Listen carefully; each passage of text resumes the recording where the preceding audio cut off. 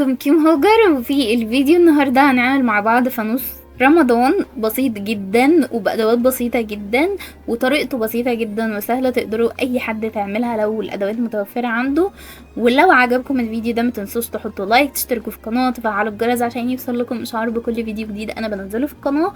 وكل سنة وانتم طيبين جميعا، واتمنى الفيديو ده يعجبكم عشان بإذن الله الفكرة هتكون سهلة جدا. انا حاولت ان انا اعمل ابسط فكرة عندي الصراحة، فعملت لكم الفكرة دي. هي سهلة جدا، مش محتاجين غير كرتونة، والكرتونة دي اصلا يعني عارفين استخدمت كرتونة اللمبة عادي اللي احنا بنشتريها، اللي هي اصلا بتتبقى في اي بيت.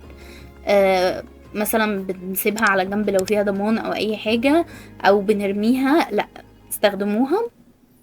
و الادوات اللي انتوا اللي هي مساعدة معاهم بسيطة برضو خالص. محتاجين عودين شيش طاووق او عود واحد عادي. تقدري تستخدمي عود واحد، انا بس عشان العودين هيبقى احسن لك، عشان لو جزء باظ منك مثلا فالتاني يكمل، وتقدري ان انت يبقى عندك يعني زيادة او ستوك. كمان محتاجين دولم للتزيين، بس دولم مش ضروريين خالص، تقدروا تستخدموا في التزيين الحاجة اللي انتوا تحبوها. كمان محتاجين ورق اسود عشان احنا هنزين الفانوس بتاعنا بالاسود، ومقص وشمعة، بس شمعة مش اللي هي حقيقية، الشمعة اللي هي بتبقى بحجاير. تقدروا برضو تستبدلوها بأي إضاءة عندكم، حتى لو صغيرة عادي خالص. لو عندكم فانوس مثلا متكسر او اي حاجه فيه بايظه مثلا خالص وبس الاضاءه بتاعته شغاله، ممكن تاخدوها تستفادوا بيها. اول حاجه انا فتحت الكرتونه مستطيل. انا في كام فكرتين في دماغي. الفكره الاولانيه كنت هعملها، بس اعتقد يعني لو انا كنت عملتها كانت هتبقى الكرتونه ضعيفه قوي ان انا اعمل الفكره الاولانيه، فقررت ان انا اعمل الفكره التانية وغيرت رايي كده بسرعه بسرعه بسرعه وانا بصحى. فالفكرة الأولانية كانت هتبقى شبابيك زغنطوطة، يعني 4 شبابيك زغنطوطة من كل الجوانب بتاعة الكرتونة. والإضاءة هتبقى طالعة من كل جنب، بس أنا حسيت لو أنا عملت فعلا ال4 جوانب هتبقى الكرتونة ضعيفة جدا، واحتمال تتقطع معايا وأنا بفرغ ال4 زوايا بتاعة الكرتونة. وقفت الفكرة وعملت الفكرة دي، والفكرة دي طلعت احسن بكتير. سبحان الله، هي تدابير ربنا دايما بتطلع حلوة. فالفكرة جات لي يعني جات كده فجأة خالص وانا بعملها، فقلت ليه ما اعملهاش. المهم انا قفلت الكرتونة كويس، وكمان هحط كرتونة في الجزء التحتاني، كرتونة متساوية كده. ممكن تستخدموا اي حاجة متاحة عندكم، بس الكرتونة هتبقى مهمة جدا عشان الفانوس يبقى القاعدة بتاعته قوية، بحيث ان انا هحط عليه شمعة، وكمان هلزق فيه العيدان الشيش طاووق فيبقى مظبوط. انا لزقت عيدان الشيش طاووق زي علامة اكس كده. تقدروا برضو تستخدموا واحد بس لو انتوا عايزين، بس انا حسيت ان الشكل كده احسن بكتير، وشفتها على بنترست بكذا فانوس فعجبتني الفكرة الصراحة. وهنيجي على مرحلة التغليف. على فكرة والله العظيم الفكرة دي انا مش محتاجة اتكلم فيها اصلا ولا اشرحها، هي اعتقد ان هي مشروحة اصلا في الفيديو. احنا دلوقتي في مرحلة التغليف، وانتوا عارفين ان انا بغلف ازاي طبعا، والتغليف هيبقى واضح قدامكم. انا قررت اغلف بدبل فيس عشان الجلو ستيك عندي مش هينفع خالص، وهيعمل لي بابل في الورق، يعني هيعمل لي فرق بلالين او مفرقة، يعني هيعمل لي طبقة عازلة كده وهينفخ الورق. هو ده اللي انا عايزة اقوله. اوكي. المهم فعملت عملت بالدبل فيس. بعد ما عملت غلفت بقى بالدبل فيس، انتوا شايفينه زي ما انتوا شايفين كده اهوت. انا حاولت ان انا اغلفه كله، حتى الزوايا اللي قدامكم دي هتتغلف برضو. غلفتها بشريط، يعني قصيت شريط كده مستطيل مستطيل ومربع عشان اغلف الوش بيهم، وقصيتهم اكبر شوية من الحرف اصلا بتاع الكرتونة اللي انا قصاه عشان يبقى شكله احسن. انا شايفة كده عشان شكله يبقى احسن ويداري الكرتونة اصلا اللي مقصوصة، عشان لو الكرتونة الحرف بتاعها مش شكله احسن حاجة، فاهميني؟ فالاحسن ما يبانش من الجنب عشان هيبقى باين وهيبقى شكله باين جدا. فعشان كده انا طولت المستطيل شوية، يعني خليته عريض اكتر من العرض بتاع القطعة اللي قدامكم يعني. بس وطلع شكله حلو جدا بعد التغليف، بس انا حبيت اعمل اضافات. بصوا، في حاجة انا عملتها لازم اقولها لكم بس قبل ما، انا حاسه ان انا هنساها يعني، عشان كده لازم اقولها لكم الاول. هي العليقه بتاعه الفانوس. طيب انتوا تقدروا تعملوا العليقه دي لو عندكم سلك تقدروا تعملوها، لو عندكم خيط تقدروا تعملوها، بس تعملوها في انهي وقت؟ في الوقت بتاع ان انتوا بعد ما تغلفوا قبل ما تحطوا الخشب، عشان هيبقى صعب عليكم ان انتوا تربطوا اي حاجة بعد ما لزقتوا الخشب. انا كان صعب عليا ان انا بعد ما لزقت الخشب مثلا او ثبت الخشب ان انا اشيل الخشب مثلا واروح عامله السلك، فعملته اي كلام الصراحه بايديا كده، حاولت ان انا اعمله باي كلام، بس يعني هو شكله مش باين لان هو فوق خالص فمش باين خالص.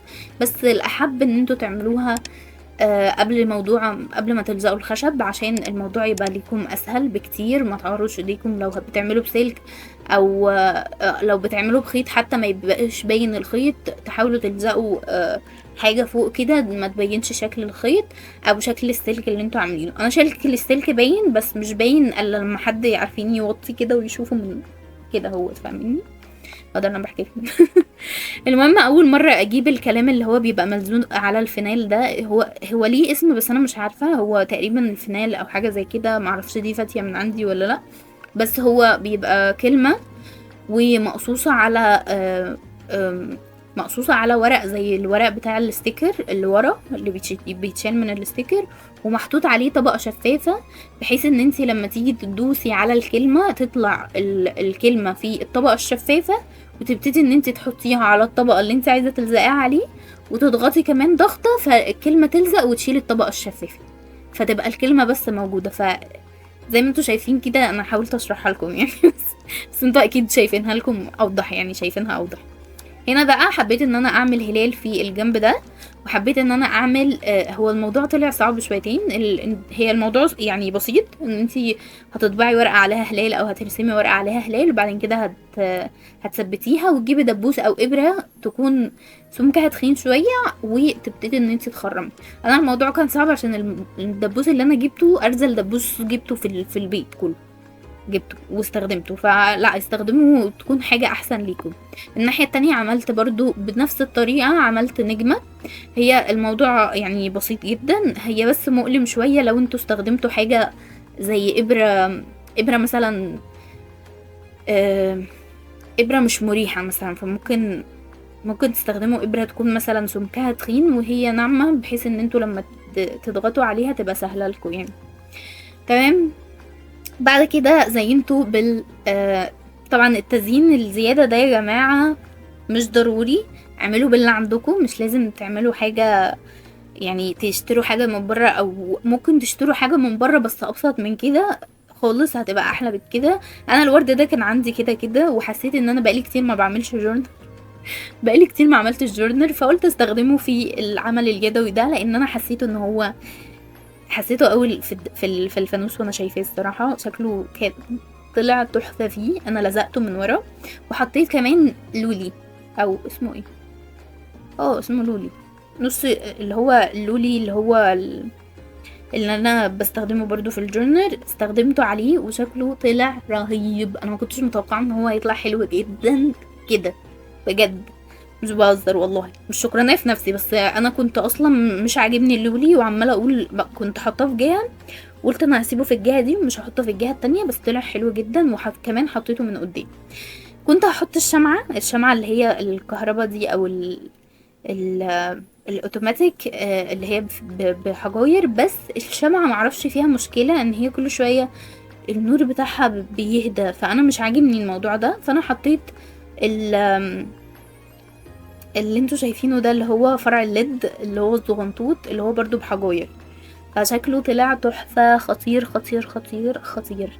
انا الكلمة دي اكتر حاجة عجباني في الفانوس عشان انا اول مرة اجربها وعجبتني جدا، يعني هتلاقوني ان انا استخدمت الكلمة التانية برضو في حاجة تانية هتنزل لكم برضو قريب قبل رمضان اكيد، عشان تعملوا الفكرة دي وتبقى فكرة حلوة ليكم. انا بجد مبسوطة بالفكرة دي بالفانوس ده، عشان انا حسيت ان انا عملت انجاز، ان هو فكرة بسيطة، واعتقد ان انتوا تقدروا تعملوها بالحاجة اللي عندكم. انتوا لو ناس بتكتبوا كلمة رمضان بخط حلو، انتوا هتعملوها احلى مني بكتير كمان. انا يعني خطي وحش جدا يعني خالص بجد. فانا جبت الكلمة واشتريتها، لكن انتوا لو بتعملوا الحاجة دي بايديكوا هتبقى احلى بكتير مني. آه كمان الورد ده مش ضروري، ممكن تستخدموا ورد عندكم بلاستيك مثلا متبقي، يعني لو انتوا مثلا عندكم ورد زغنطوط مثلا من بوكيه مثلا عندكم متبقي، او انتوا ما بتستخدموش كتير او مش عايزينه، ممكن تاخدوا لكم قطعتين من الوردة دول وتلزقوهم، بس اهم حاجة ما تكونوش عايزينه، يعني مش ملهوش احتياج في البيت. وبس. شايفين زي ما قلت لكم كده العلاقة المعدن هي مش بتتشاف قصدي الا لما حد يشوفها من تحت. يعني لازم تبصوا، لازم انزل لكم الموبايل كده عشان تشوفوها. انا كنت بحاول انزله لكم برضو مش متشافه. انتوا لازم تنزلوا الموبايل قوي، يعني عارفين ان انا احطه قدام الفانوس كده كده اهوت، فاهميني؟ الفانوس طلع شكله حلو قوي وانا مبسوطه بيه، ووريته يعني وريته لاخويا وافتكر ان انا كنت جايباه من بره، ودي حاجه اسعدتني الصراحه. الله يجبر بخاطره. ووريته للعيلة وعجبهم جدا، ماما واختي، فعجبهم جدا، فانا مبسوطة ان هم عجبهم. وبس كده نكون وصلنا لاخر الفيديو بتاعنا النهاردة. لو عجبكم الفيديو ده ما تنسوش تحطوا لايك، تشتركوا في القناة، وتفعلوا الجرس عشان يوصل لكم اشعار بكل فيديو جديد انا بنزله في القناة. وشكرا جدا على تعليقاتكم الجميلة، بحبكم جدا. ده خامس او رابع رمضان نبقى مع بعض، بحبكم جدا جدا جدا، انتوا احسن ناس في الدنيا، وكل سنة وانتوا طيبين. وبس كده، باي.